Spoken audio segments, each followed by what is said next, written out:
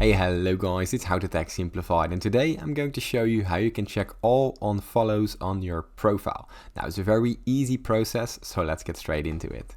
Now the first thing that you want to do is go down to your preferred browser, head down to linkedin.com and sign into your existing account where you want to see the unfollows.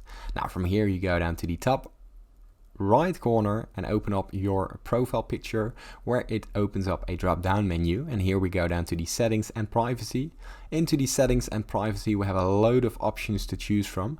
What we want to do, we want to go down to the account preferences, scroll all the way down till you find the general preferences, and here you see the tab people you unfollowed. Now here you can check all the people you have unfollowed, and this is a list and you can follow them back or do whatever you want with it. Now it's a very easy process. If this tutorial was helpful, please consider subscribing to my YouTube channel. This helps me a lot, and thank you for watching.